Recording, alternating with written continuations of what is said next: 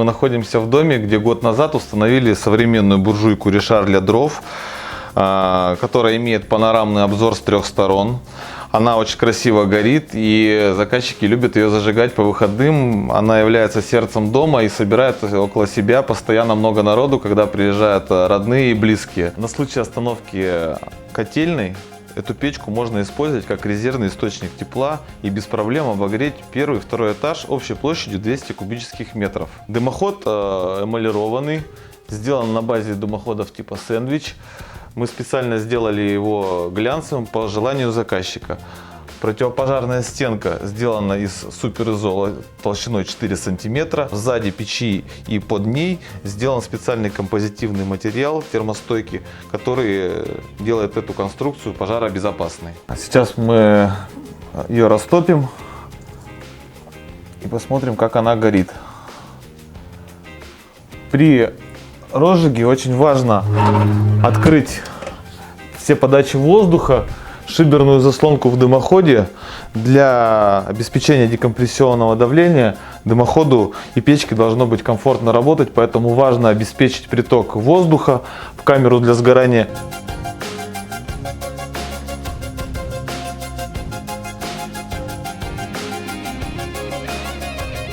Вы не представляете, как только разжигаешь печь камин, сразу приходит Арчи, садится и смотрит, как горит огонь, и пока со всех сторон виден этот процесс, он никуда не уходит, очень любит здесь сидеть, смотреть. Когда начинает идти тепло, он перегревается, засыпает. Удивительная собака, которая любит огонь, так же, как и мы.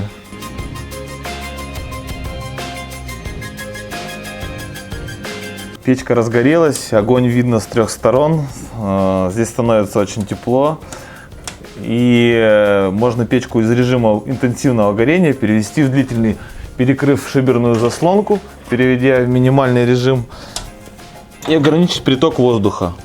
И мы видим, как пламя потихоньку начинает успокаиваться, и огонь становится очень спокойным. Пойдемте на 2-й этаж и посмотрим, как установлен дымоход в спальне.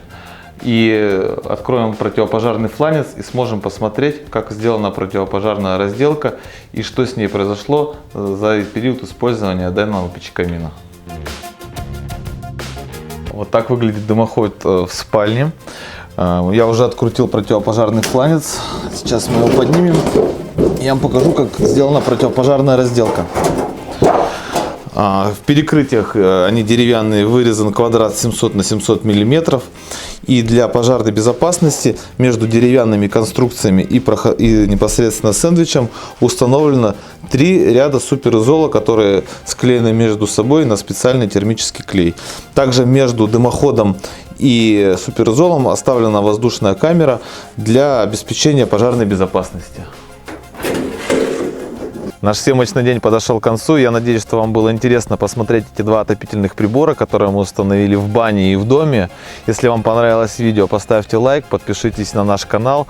Также у нас есть группа ВКонтакте и Инстаграм, в которой мы выкладываем самые свежие актуальные новости и фотографии. Переходите на наш сайт pechspb.ru. Ну а с вами был Александр. До скорых встреч!